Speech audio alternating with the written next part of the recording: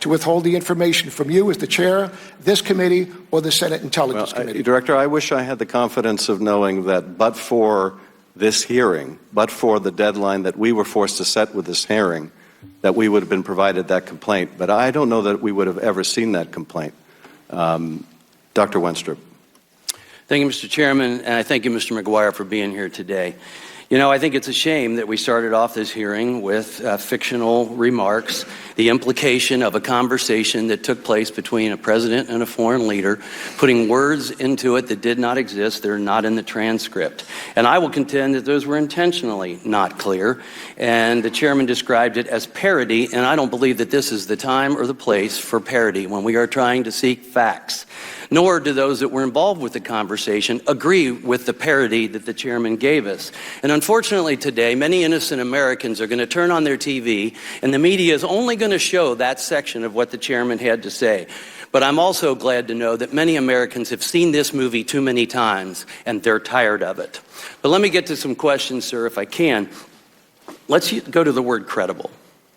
Credible does not mean proven true or factual. Would that be correct in this situation? I find no fault in your logic, Congressman. Okay, so, you know, the interpretation, it was credible, but also, was that decision made by the IG before seeing the transcript of the conversation?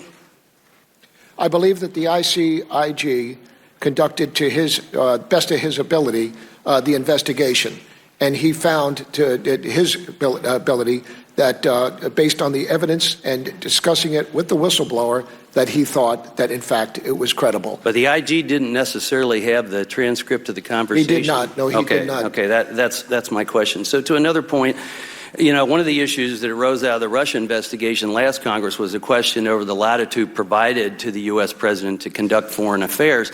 In 2017, I asked then CIA Director Brennan how he viewed statements made by President Obama to Russian President Medvedev regarding having more flexibility to negotiate after his 2012 election. And President Medvedev replied that he would transmit the information to Vladimir and that Medvedev stood with President Obama. That was in an open hearing. Director Brennan wouldn't entertain my question and insisted on not answering due to the fact that the conversation was between the heads of government. That's what he said. He further claimed he was avoiding getting involved in political partisan issues, which brings me to a